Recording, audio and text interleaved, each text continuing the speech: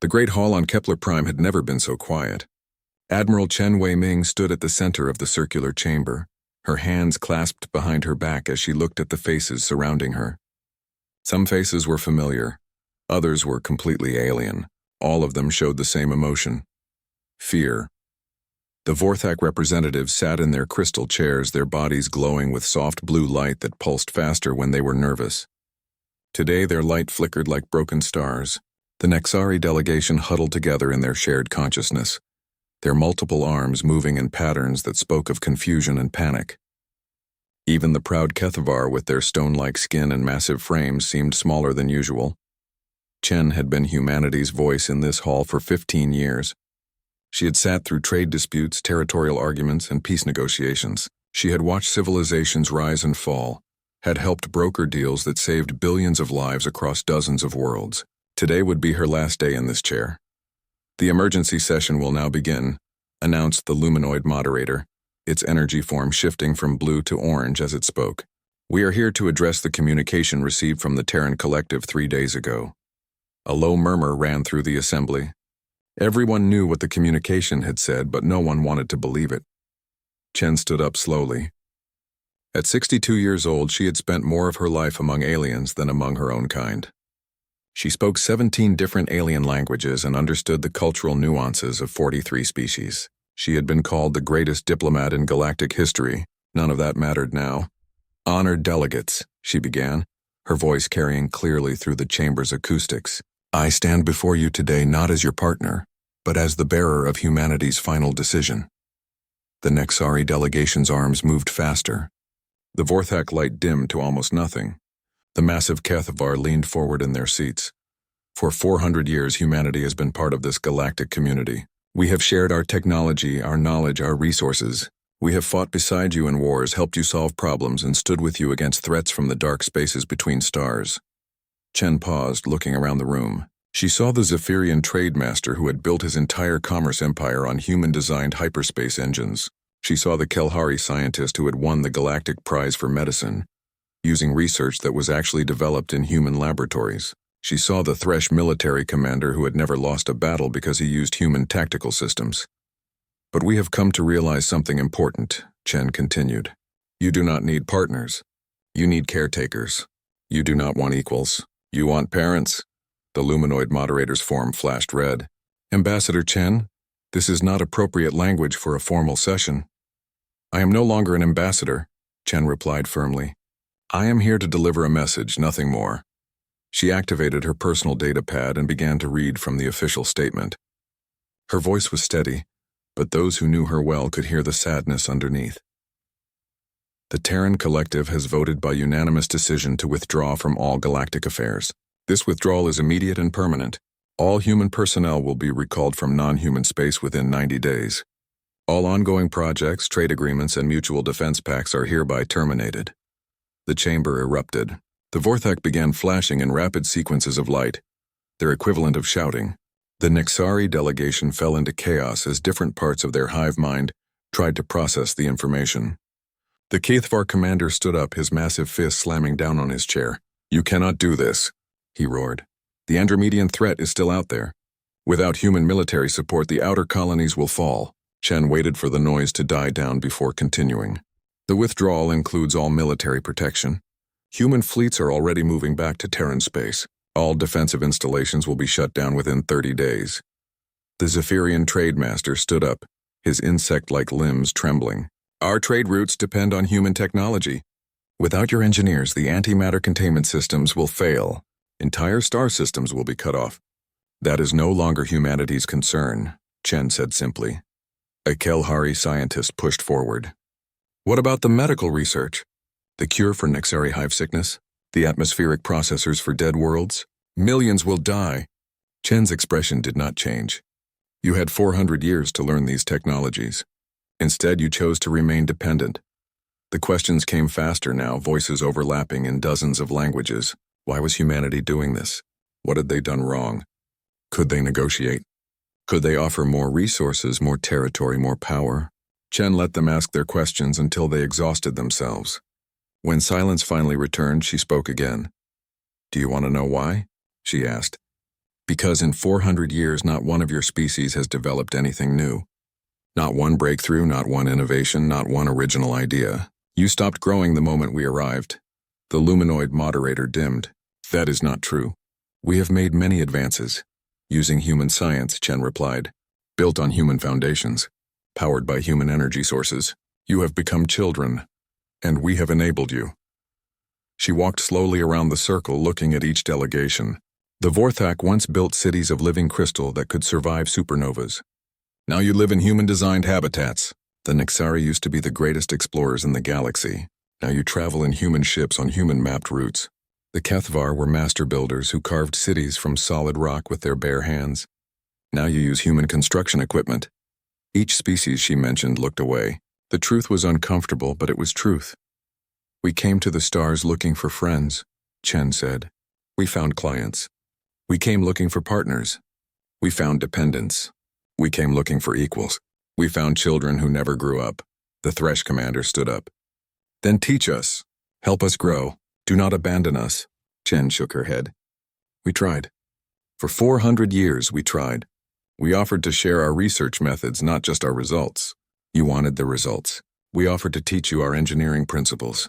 You wanted the finished products. We offered to show you how to explore new worlds safely. You wanted us to explore them for you. She returned to the center of the chamber. A parent who never lets their child walk will raise a child who never learns to walk. We have been your parents for too long. The Nexari delegates spoke in their collective voice, multiple individuals speaking in unison. Where will you go? What will you do? For the first time since she had begun speaking, Chen smiled. We will do what humans have always done. We will explore. We will discover. We will grow. But the galaxy needs you, the Vorthak representative said, their light pulsing desperately. No, Chen replied. The galaxy needs to learn to live without us. And we need to learn to live without the burden of carrying you. She picked up her datapad and headed toward the exit. At the door, she turned back one last time. In our archives, we have a saying from our homeworld. Give a man a fish and you feed him for a day. Teach a man to fish and you feed him for a lifetime. We gave you fish for 400 years. It is time you learn to fish for yourselves. The door closed behind her with a soft hiss. In the great hall, the remaining delegates sat in stunned silence. Outside, the last human transport ships were already loading passengers for the journey home. The age of humanity's guardianship was over. What came next would be up to the galaxy itself. 6 months had passed since the last human ship disappeared into hyperspace. The galaxy was learning what silence truly meant. Captain Vorthak of the Kethvar stood on the bridge of his mining vessel, staring at the dead screens that once showed the hyperspace trade routes. The routes had been maintained by human engineers for over 2 centuries. Now, without constant adjustment and repair, the antimatter containment fields that made fast travel possible were failing one by one. Sir, his navigation officer reported, her stone-gray face creased with worry. The Zephyrian main route just went dark. That makes 7 major hyperspace lanes offline this week. Vorthak's massive hands clenched into fists. His people were trapped on the mining colonies of the Outer Rim. Without the trade routes, there was no way to transport the ore that kept their economy alive. More importantly, there was no way to bring in the supplies needed to keep the colonies running. Any word from the Terran Emergency Council? He asked, though he already knew the answer. The same automated message, sir. The Terran Collective has withdrawn from Galactic Affairs. Please do not attempt to contact human space. This message will not be repeated. On the other side of the galaxy, the Nexari hive mind was experiencing something it had never known in its 3,000-year history. Disconnection. The great communication network that linked all Nexari across hundreds of worlds was breaking down. Human-built relay stations drifted in space, their power cores slowly dying without maintenance. Queen Node Zara 7 felt the pain of her children as they lost contact with the collective consciousness. On the colony world of New Nexus, 50,000 Nexari workers had been cut off from the hive mind for 3 weeks. Without the constant mental connection that guided their actions, they wandered their cities in confusion, unable to function as individuals. The backup communication system is failing too, reported subnode Keth 12, one of the few Nexari who still maintained partial connection. The human technicians installed safeguards we do not understand. Every time we try to repair something, 3 other systems shut down. Zara 7 felt a deep sadness that spread through all connected Nexari. They had always been proud of their collective intelligence, their ability to solve problems through shared thinking. But their collective had become dependent on human technology to connect their thoughts across space. Without it, they were becoming something they had not been for millennia. Alone. The Vorthak faced a different kind of crisis. Their crystal cities, which had once been marvels of living architecture, were dying. The harmonic resonators that kept the crystal growth stable had been human-designed improvements added centuries ago. Now, without constant calibration, the frequencies were drifting out of alignment. Master Grower Veltaran watched helplessly as another section of the great crystal garden cracked and fell. The sound was like a scream in the crystalline language of his people. Each crack represented years of growth, years of careful cultivation, years of beauty that could never be replaced. "Can we not simply remove the human devices and return to the old ways?" asked his apprentice, young grower Silthara. Veltaran's light dimmed with sorrow. "We no longer remember the old ways. The knowledge was lost when the humans offered us better methods. We trusted their machines more than our own instincts." The crisis spread to every corner of the galaxy. The Kelhari, who had built their medical advances on human research, watched as their hospitals filled with patients they could no longer treat. The medicines that had saved millions were running out, and the Kelhari scientists could not reproduce them. The formulas were available, but the underlying principles had never been taught. Dr. Senna Kelhari stood in her laboratory, surrounded by equipment she barely understood. The machines had been gifts from human researchers so advanced that they seemed like magic. Now they were breaking down, and she had no idea how to fix them. "We were the greatest healers in the galaxy once," she whispered to her research notes. "Before the humans came, we developed our own medicines, our own treatments. Why did we stop?" She knew the answer. Human medicine was faster, more effective, more reliable. It was easier to use their cures than to develop new ones. Easier but not better. Not for the soul of her people. The Luminoids, beings of pure energy who had once been the galaxy's greatest philosophers, found themselves facing an existential crisis. Their deep space meditation stations had been powered by human fusion reactors for so long that they had forgotten how to draw energy from stars directly. As the reactors failed, entire communities of Luminoids began to fade. Elder Luxara felt her consciousness dimming as the power levels dropped. Around her, younger Luminoids flickered in and out of existence, unable to maintain their energy forms without the artificial power sources. "We were born from starlight," she remembered. "We fed on cosmic radiation and solar winds. How did we forget something so basic?" The answer was simple and shameful. Human fusion reactors provided clean, constant energy. Why struggle to gather natural energy when artificial energy was so readily available? But natural energy had required them to stay connected to the universe around them.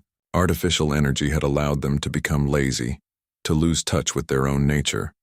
Across the galaxy, species that had not spoken to each other in decades began reaching out. The Thresh contacted the Kelhari. The Zephyrians sent messages to the Kethvar. Ancient enemies put aside their differences to share the few working pieces of human technology they still possessed. But cooperation was difficult when communication itself was breaking down. The universal translation systems had been human innovations. The hyperspace communication networks had been human-built.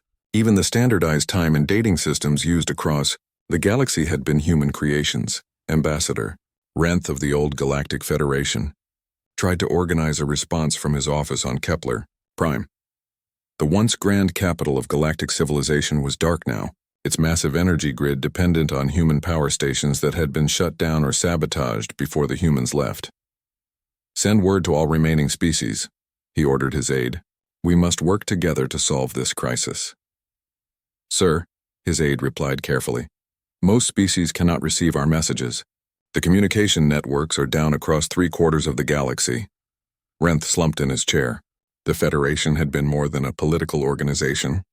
It had been a technological framework, a communication system, a shared standard that allowed hundreds of different species to work together. All built on human foundations. Some species tried to contact human space directly.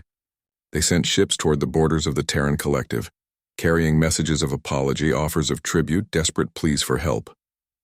The ships returned with their crews in shock. "There is nothing there," reported Captain Yiltar of the Thresh exploration vessel. "The border stations are gone. The defense platforms have been removed. Even the automated warning beacons have been shut down. It is as if humanity simply vanished." But humanity had not vanished. Deep space sensors occasionally picked up strange readings from the direction of human space. Energy signatures unlike anything in known science. Gravitational anomalies that suggested massive construction projects. Radio signals in frequencies that made no sense according to galactic physics. Whatever humanity was doing in their isolated space, it was not sitting quietly. They were building something, developing something, becoming something new, and they were doing it without the rest of the galaxy. As the 6th month of silence ended and the 7th began, a terrible realization settled over the surviving civilizations. They had spent 400 years calling humanity the backbone of galactic civilization. They had never considered what would happen if the backbone was removed.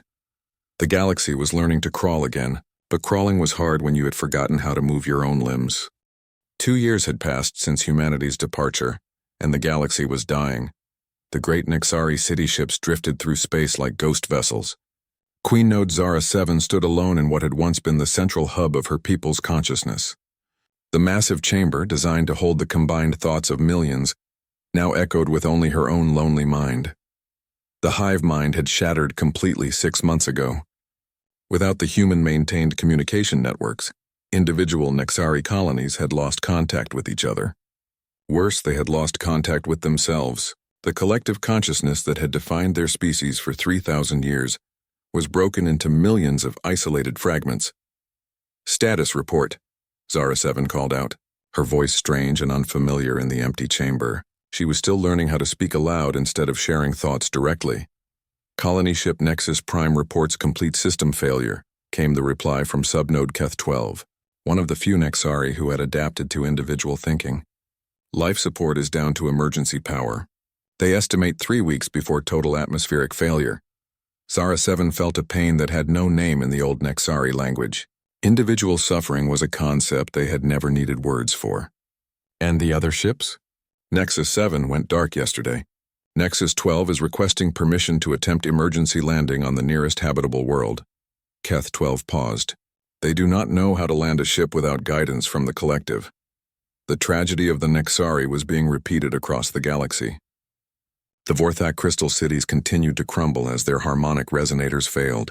Entire crystalline metropolises, grown over centuries, collapsed in a matter of days. The Vorthak people had tried to return to their ancient crystal-growing techniques, but the knowledge was gone. Generations of relying on human improvements had caused them to forget their own heritage. Master Grower Veltaran sat among the ruins of what had once been the most beautiful city in the galaxy. The crystal gardens of Vorth Prime had taken 800 years to grow. They had fallen in 8 days. "We could try to rebuild," suggested young grower Silthara, though her light was dim with despair. "With what knowledge?" Veltaran replied. "We lost the deep songs when the humans gave us their machines. We lost the growth patterns when their computers started calculating our designs.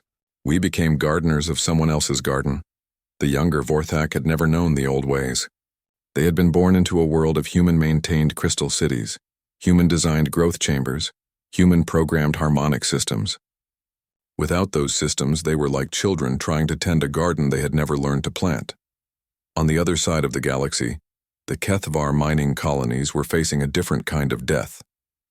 The massive asteroid mines that had powered their civilization for centuries were shutting down one by one. The human-designed excavation equipment was breaking without replacement parts. The human-built life support systems were failing without proper maintenance. Captain Vorthek stood in the command center of mining station Keth 7, watching the final ore transport prepare for departure. After this ship left, the station would be abandoned. 12,000 Kethvar workers would be forced to evacuate to the overcrowded homeworld. "Sir," his chief engineer reported, "the main power reactor is showing critical faults. We have maybe 48 hours before complete shutdown." Vorthek nodded grimly. "Load the last transport. Evacuate all non-essential personnel." "What about the mining equipment, sir? Some of it might still be salvageable." "Leave it," Vorthek ordered. We do not have the knowledge to maintain it anyway. That was the bitter truth that all the species were learning. They had not just become dependent on human technology. They had become dependent on human knowledge, human expertise, human understanding of the universe itself. The Kalahari medical centers were the most tragic examples. Hospitals across Kalahari space were filled with patients who would have been easily treatable during the human era. Now, with the advanced medical equipment breaking down and the supply of human-developed medicines running out, old diseases were returning with a vengeance. Dr. Senna Kalahari worked frantically in her laboratory, trying to reverse engineer a human antibiotic that had saved millions of lives. She had the chemical formula, she had samples of the original medicine, she even had some of the equipment used to manufacture it, but she could not make it work.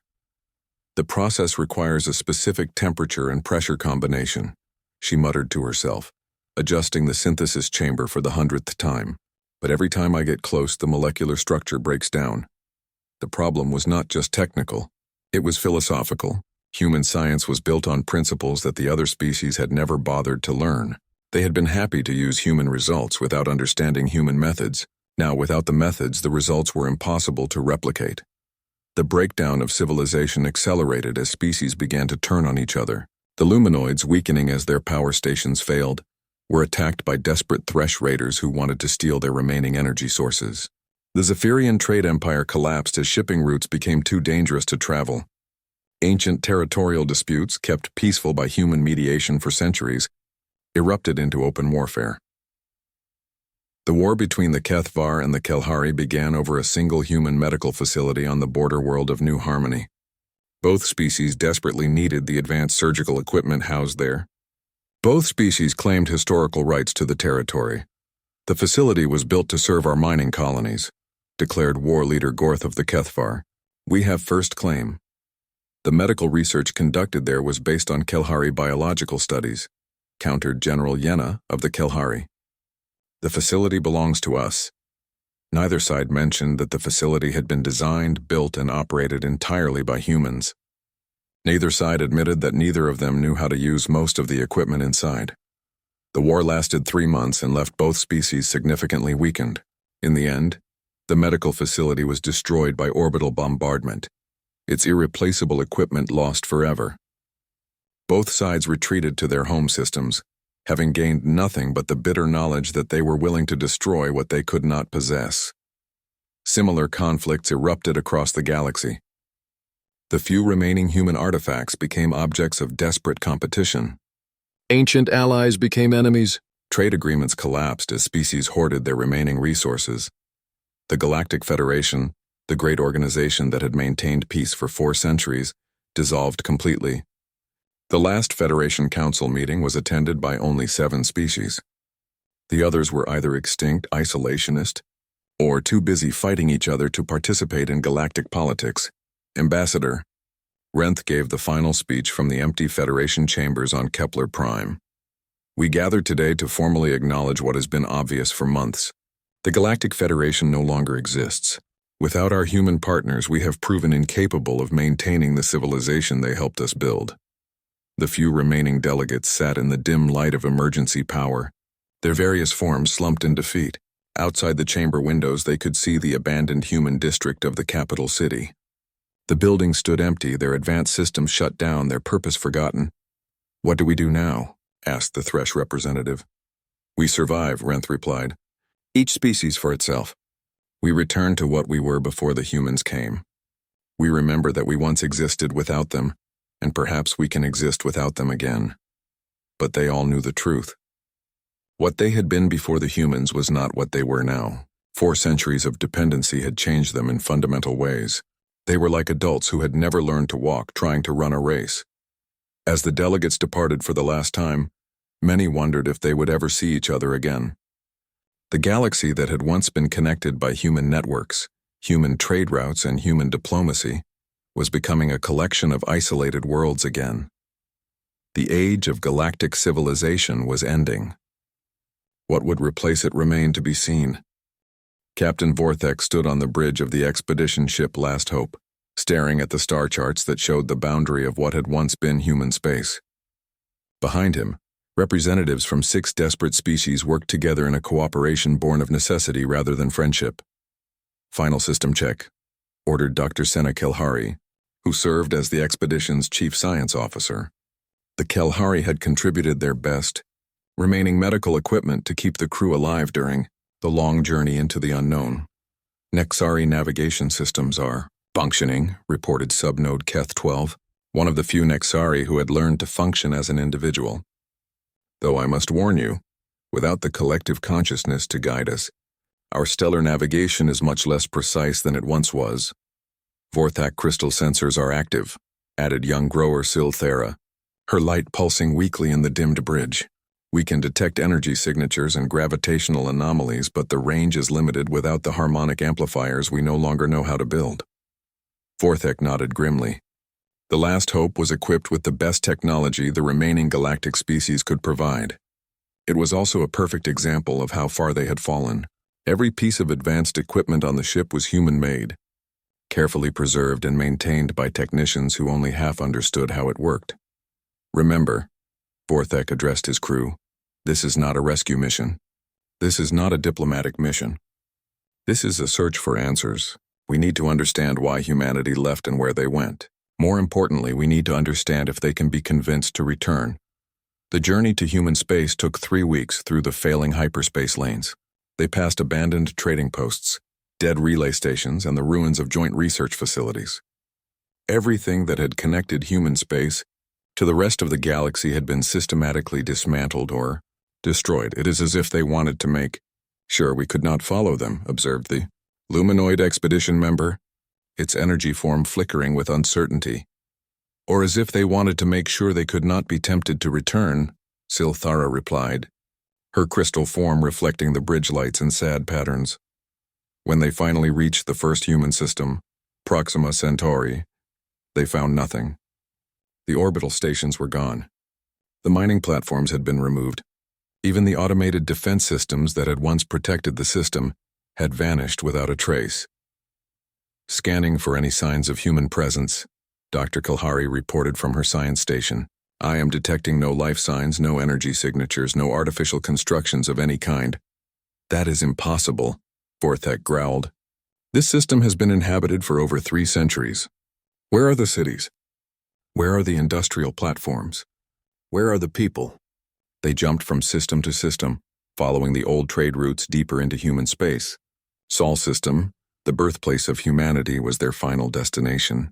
If answers existed anywhere, they would be found there. The journey through human space was like traveling through a graveyard. Every system they visited showed the same pattern: complete abandonment, total removal of all artificial structures, and no signs of where the inhabitants had gone. It was as if 12 billion humans had simply vanished from the galaxy. Sir, the Nexari navigator reported as they approached the Sol system, I am detecting something unusual around the 3rd planet. Earth hung in space like a blue-green jewel, just as it had been described in the historical records, but something was different. Instead of the massive orbital installations and space elevators that should have surrounded humanity's homeworld, there was only a single small satellite. It appears to be a message beacon, Dr. Kelhari announced after scanning the device. Automated, solar-powered, and broadcasting on all frequencies. Vorthak felt his hopes rise for the first time in months. Can we receive the message? Translating now, the ship's computer announced in its artificial voice. A moment later, a holographic projection appeared in the center of the bridge. The figure was an elderly human woman with gray hair and kind eyes. She wore simple clothes and stood in what appeared to be a garden. When she spoke, her voice was calm and gentle, but there was something final about her words. To whoever finds this message, the projection began, we greet you in the name of humanity. If you are receiving this, it means you have come looking for us. We are honored that you cared enough to search, but we are sorry to tell you that your journey has been wasted. The expedition crew listened in stunned silence as the message continued. My name was Elena Vasquez, and I served as humanity's final speaker for Earth. I recorded this message in the last days before our departure. By the time you hear these words, humanity will have left this galaxy entirely. Vorthak's massive hands clenched into fists. Left the galaxy? That is impossible. Where could they go? The hologram continued as if it had heard his question. You are probably wondering where we went and why we left. The answer to why is simple: we stayed too long. For 4 centuries we tried to be your partners, your friends, your guides. Instead we became your caretakers, your providers, your substitute parents. This was not healthy for you, and it was not healthy for us. Dr. Kelhari leaned forward, her medical training making her sensitive to the psychology behind the woman's words. She speaks like a doctor explaining a difficult treatment to a patient. As for where we went, the hologram continued, we have found something beyond your current understanding. There are spaces between the galaxies, dimensions that exist parallel to normal space, pathways that lead to places your science has not yet discovered. We have spent the last 2 centuries secretly developing the technology to explore these realms. The Vorthak representative's light pulsed rapidly. Interdimensional travel? That is beyond even theoretical possibility. We learned long ago that when a species becomes too comfortable, too dependent, too secure, it stops growing, Elena's image said. We stayed in this galaxy for 400 years, and during that time, none of our neighbors developed anything truly new. You became dependent on us, and we began to stagnate as well.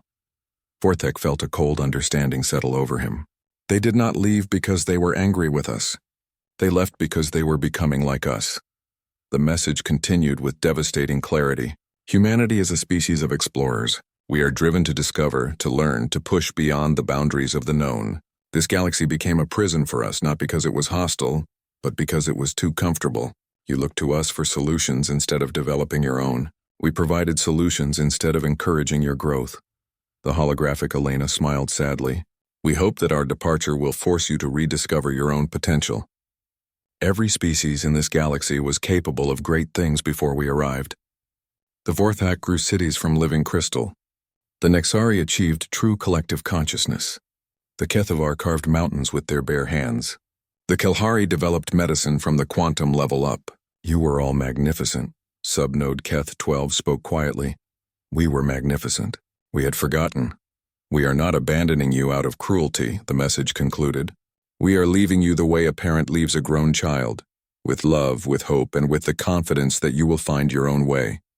Do not try to follow us. Do not wait for our return. Take responsibility for your own galaxy. Build your own future. The hologram faded, leaving the expedition crew in stunned silence. Outside the viewport's Earth continued its ancient rotation, beautiful and empty and final. Sir, the Nexari navigator said finally, what are your orders? Vorthek looked around at his crew, representatives of species that had once been great and could be great again. We go home, he said. We tell our people what we learned, and we begin the hard work of growing up. The journey back to the failing galaxy would take months, but for the first time since humanity's departure, the expedition crew felt something other than despair. They felt the beginning of understanding. 50 years had passed since the day humanity walked away from the galaxy. The universe was a different place now, quieter and darker but not empty. Life had found a way to continue, even without its former guardians. Historian Zephyra of the Kelhari stood in the archive of the Lost Age, surrounded by millions of records from the time when humanity had walked among the stars. She was part of the 4th generation born since the departure, and to her, the age of human partnership was as distant as ancient mythology. Tell me again about the great ships, she asked her elderly instructor, Dr. Vena Kelhari, who was one of the few beings still alive who remembered the time before the silence. Dr. Vena's aged hands moved slowly as she activated a holographic display. The image showed massive vessels that dwarfed any ship built in the last 5 decades. These were the human exploration vessels, she explained. Each one carried enough technology to uplift an entire species, enough firepower to destroy a solar system, and enough knowledge to solve problems we did not even know we had. Zephyra studied the images with the fascination of someone examining artifacts from a lost civilization. To her generation, humans were almost mythical figures, beings of impossible wisdom and power who had shaped the galaxy and then vanished like gods returning to heaven. Why did they really leave? Zephyra asked. It was a question that had puzzled scholars for 5 decades. Dr. Vena smiled sadly. Because they were too good at taking care of us, and we were too good at letting them. The conversation was interrupted by an alert from the archive's communication system. Such alerts were rare these days. as most planets kept to themselves.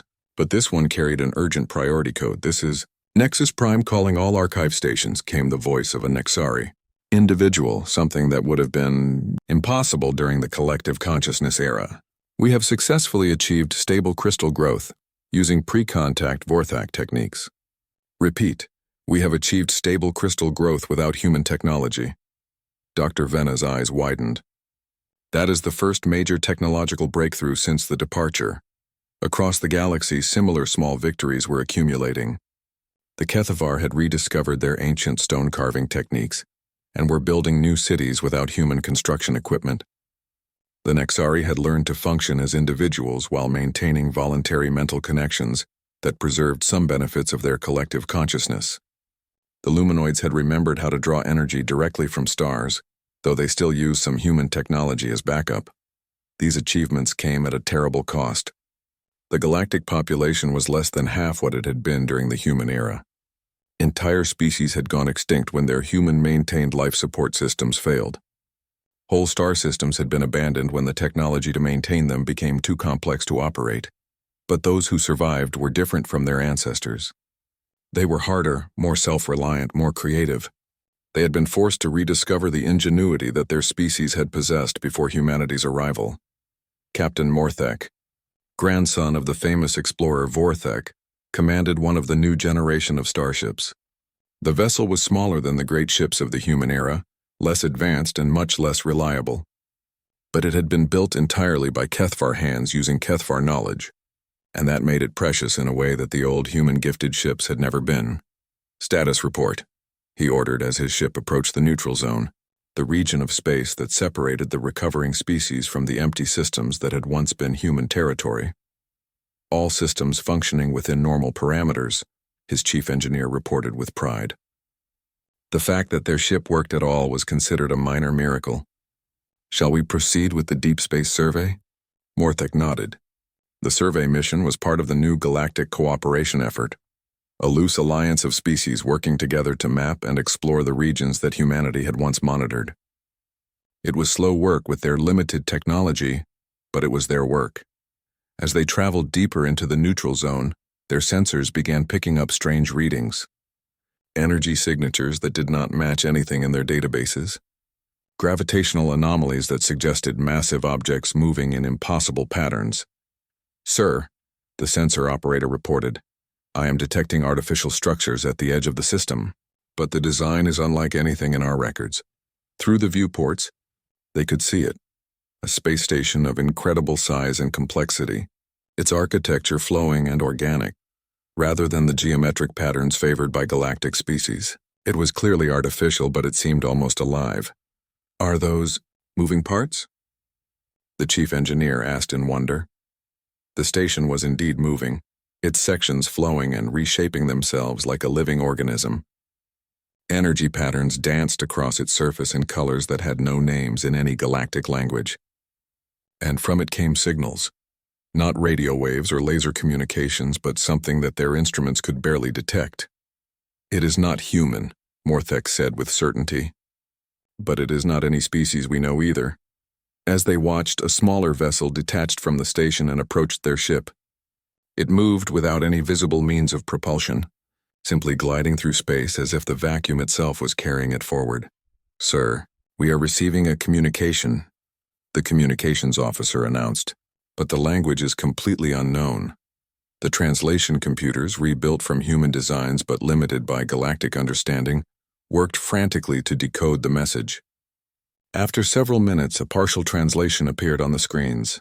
"Greetings, descendants, galaxy-bound ones. We bring word from the far swimmers, your former guides." Morthek felt his heart race. Former guides? Do they mean humanity? The alien vessel transmitted a series of images directly into their computer systems. The images showed space unlike anything in the known galaxy. Regions where stars danced in impossible spirals, where matter and energy flowed like water, where the laws of physics seemed to bend and twist into new configurations. In the center of these impossible vistas were ships that were unmistakably human in origin, but changed beyond recognition. They flowed and shifted like the alien station, their hulls seeming to phase in and out of normal space.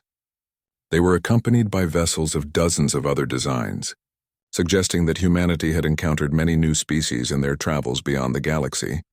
Your former guides send word. The translated message continued. They have found the deep currents, the rivers between galaxies. They swim now in waters that have no shores. They are growing. They are becoming. The message included coordinates not to a location in normal space, but to what the translation system could only describe as a doorway between the layers of reality. The mathematics involved were far beyond current galactic understanding, but the meaning was clear. Humanity had found something beyond the physical universe itself. Should we try to follow the coordinates? The navigation officer asked. Morthek considered for a long moment. The old galaxy would have immediately tried to pursue humanity, to beg them to return, to demand their help with the latest crisis. But this was the new galaxy, the one that humanity had forced to grow up. No, he decided. That is their path. We must find our own. The alien vessel transmitted one final message before departing. Your growth is noted. Your progress is acknowledged. When you are ready, the deep currents will welcome you too. But readiness cannot be given, only earned. As Morthek's ship returned to galactic space carrying news of the encounter, a new understanding spread among the surviving species. Humanity had not abandoned them. Humanity had graduated to something greater, and they had left the galaxy as a school where the remaining species could learn to do the same. The galaxy was no longer the center of existence.